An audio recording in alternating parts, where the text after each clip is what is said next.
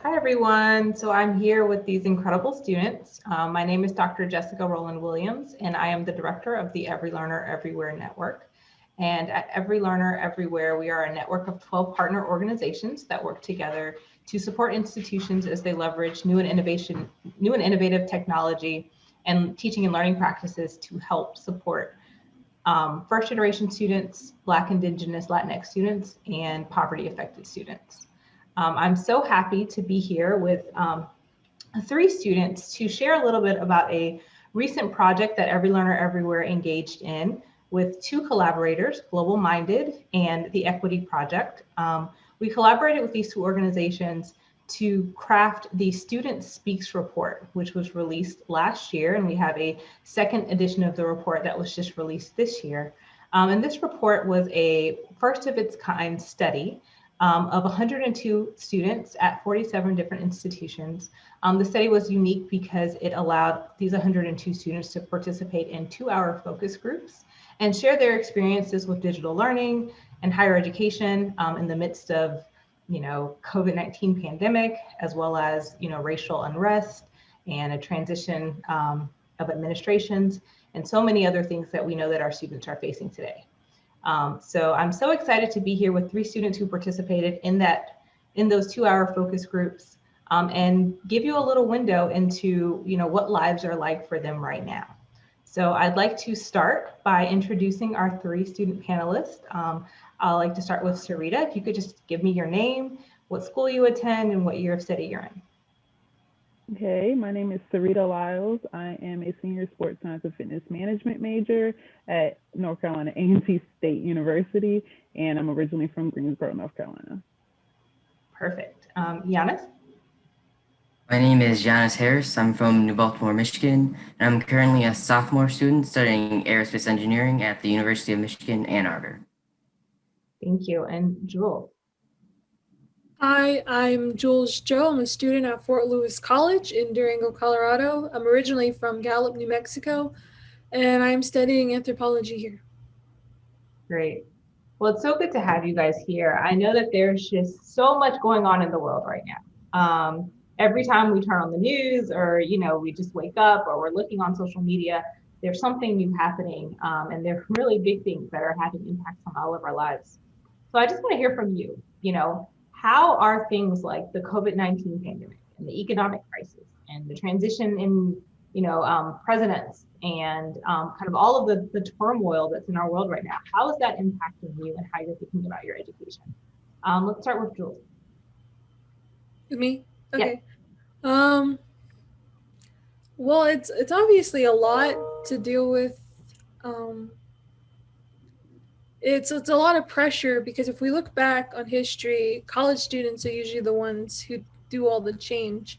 Mm-hmm. And it's expected of us to be the people who bring the change into the world while also trying to do something for ourselves. We're trying to get our education and trying to get a career.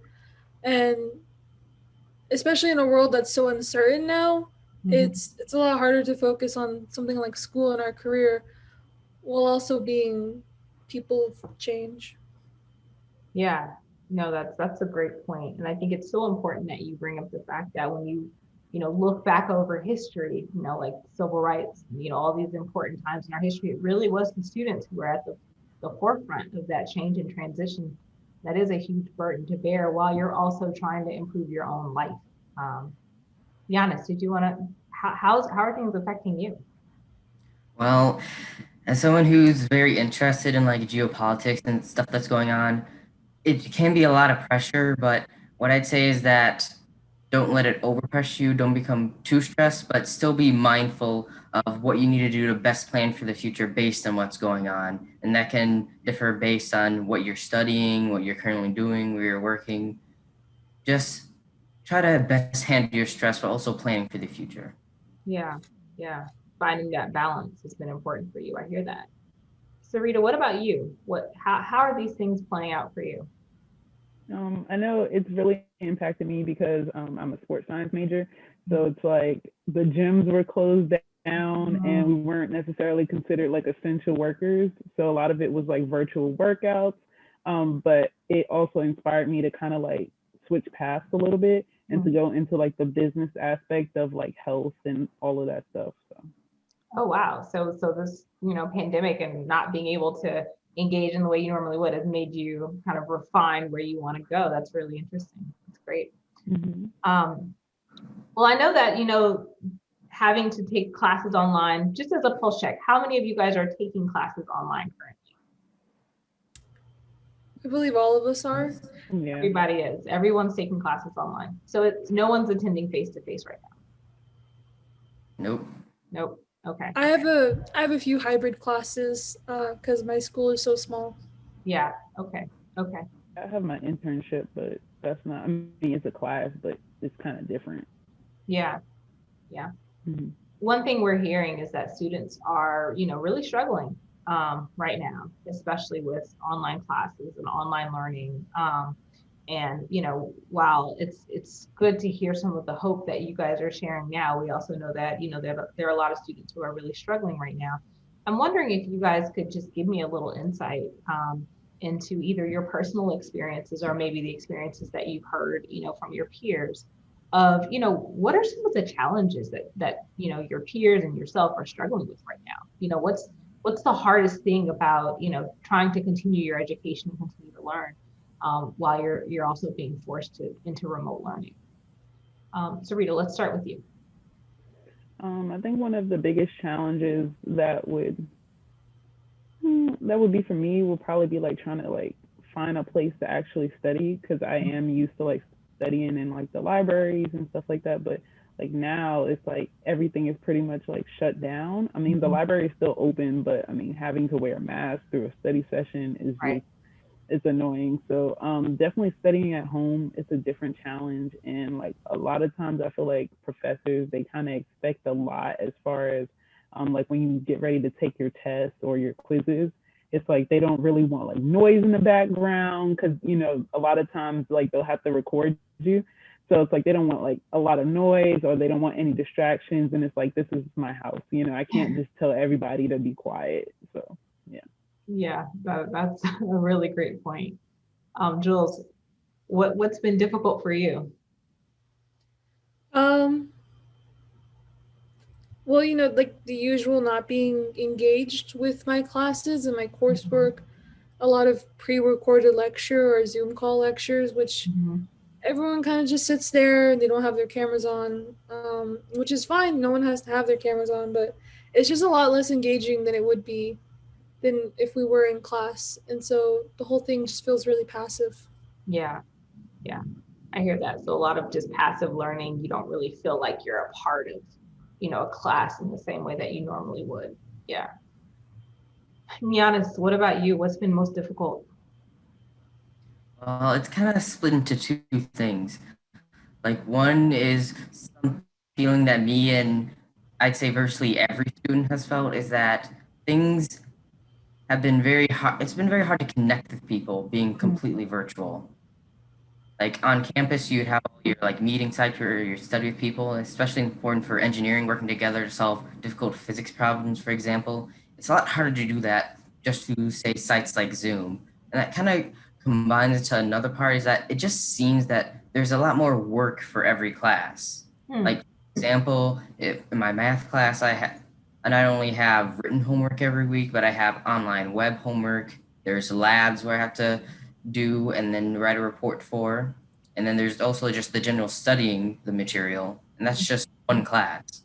So I'd say it seems professors aren't not being as face to face with the students. They not as in tune with just how much work each student has to do in all of their classes, not just theirs. Wow, that's really insightful and really important, I think, for faculty and administrators to hear. So thank you for sharing that.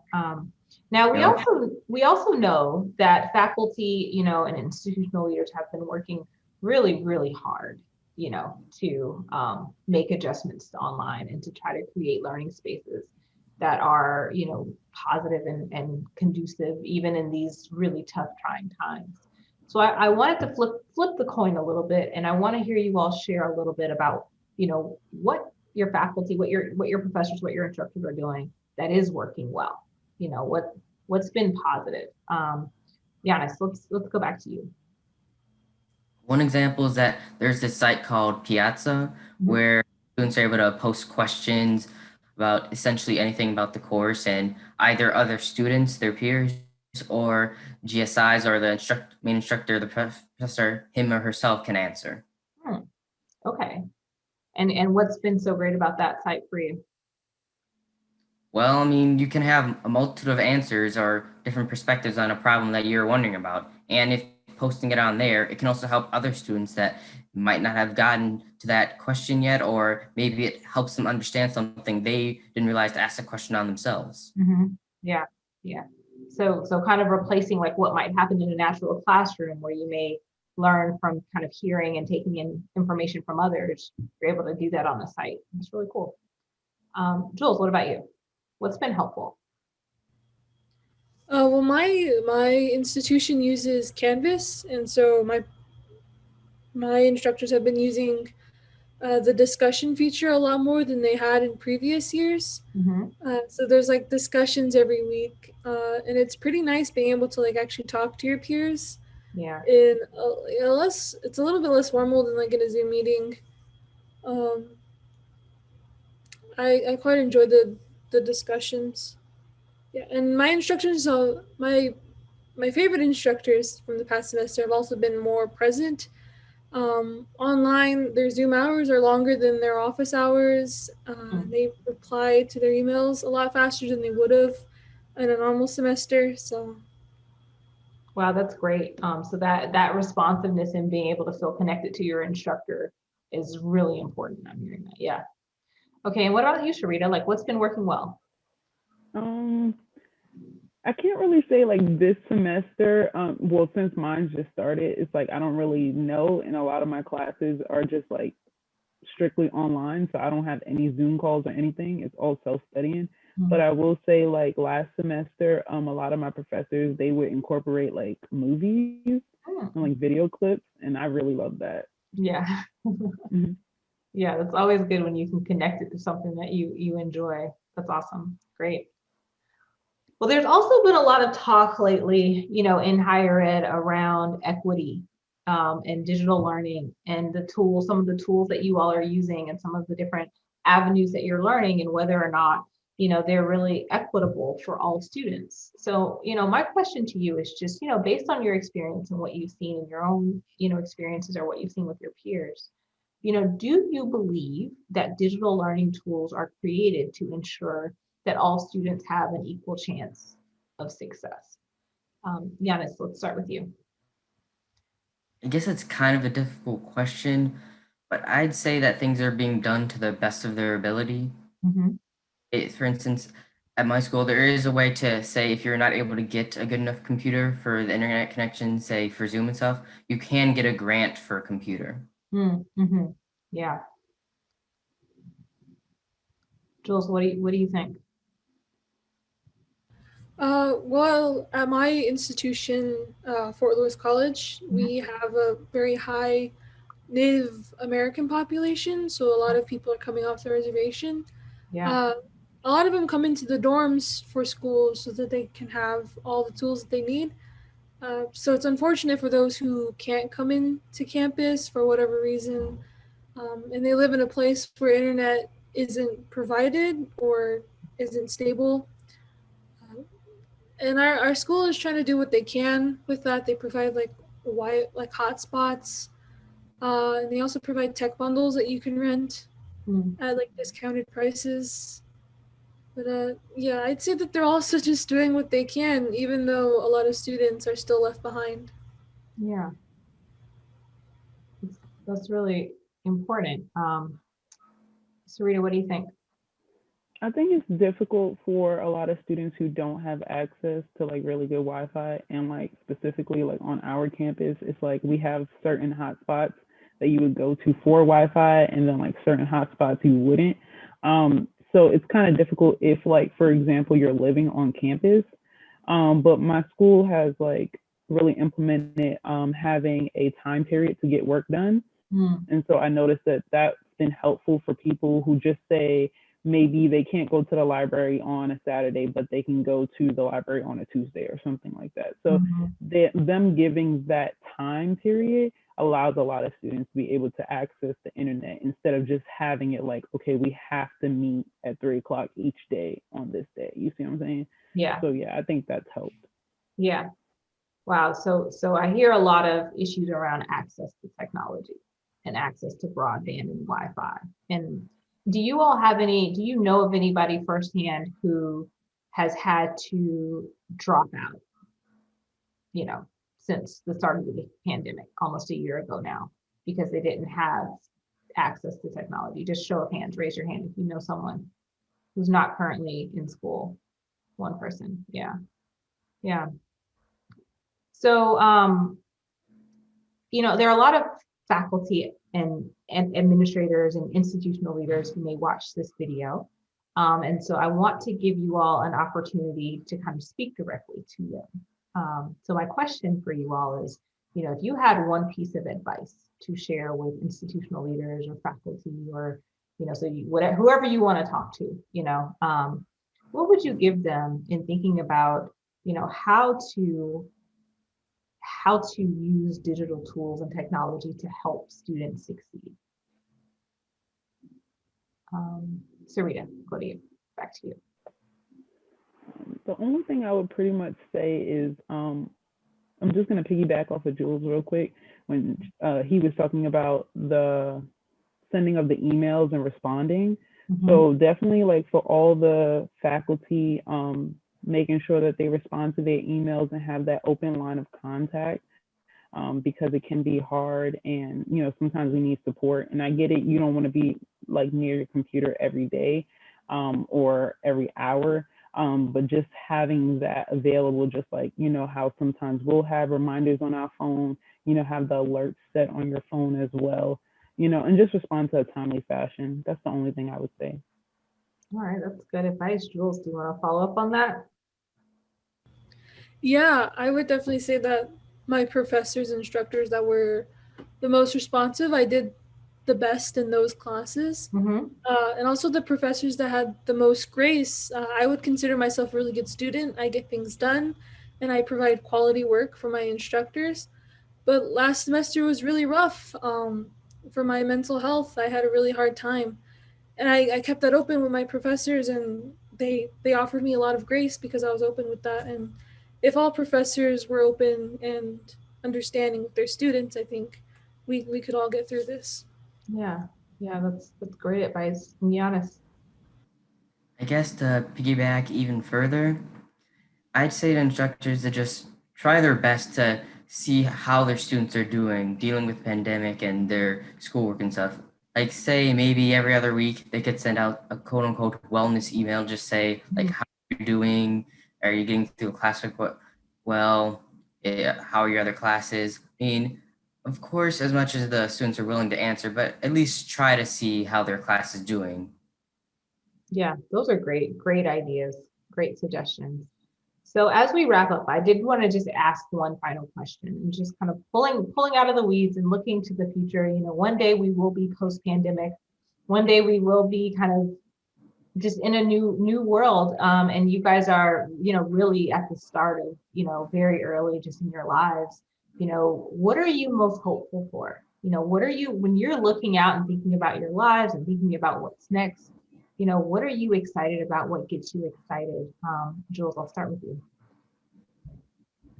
Well, since I study anthropology, I love human history and human culture and the shifts that happen over time. And since we're living in such a historic moment, I think it's going to be pretty fun to look back at it, all of it, and be able to see how much humans have grown and what we can do in different circumstances. Great. Giannis, what about you? Well, typically, going off of that, throughout history, when there's great challenges, there's going to be some, I guess, revolutions that come from that, some innovations that come to try to deal with the problems of the past. So I'm interested to see in like different fields and such, what solutions people come up with and what may be invented for the future. Yeah, that's really interesting. Sarita, what about you? What are you most hopeful for? I think I'm most hopeful for like the new jobs and opportunities that's going to be out here. Because since like we had to do everything virtual, I know there's going to be like it's probably going to be potentially like a new degree that people can earn as far as like going in, not necessarily like IT, but just about like virtual learning. They might have a virtual education degree or virtual, I don't know, like health degree or something like that. Just like all the different possibilities that will come out of like this event and all the new opportunities that future students and stuff could look forward to. Yeah, that's incredible. Thank you so much. So with that, I will end. Thank you so much for your time. And to our audience, I just want to reiterate that these students participated in an incredible study where they, along with their peers, just shared insights about, what life was like for them, what were the challenges, what were the successes when it comes to, continuing their education in spite of the pandemic. So you can read about all of their insights, including recommendations for faculty and administrators and institutions in the Student Speaks report, which was done by Global Minded and the Equity Project in collaboration with our network, Every Learner Everywhere. And there's both an original edition and then also a follow-up to that edition where our peer ambassadors actually went out and interviewed and surveyed their friends and asked for their opinions and perspectives, and all of that information was collected in the second report. So we definitely encourage you to read both of those and really take the time to hear our students, because their perspectives and opinions are so important and so critical during this important time in history. So thank you again for your time. Bye.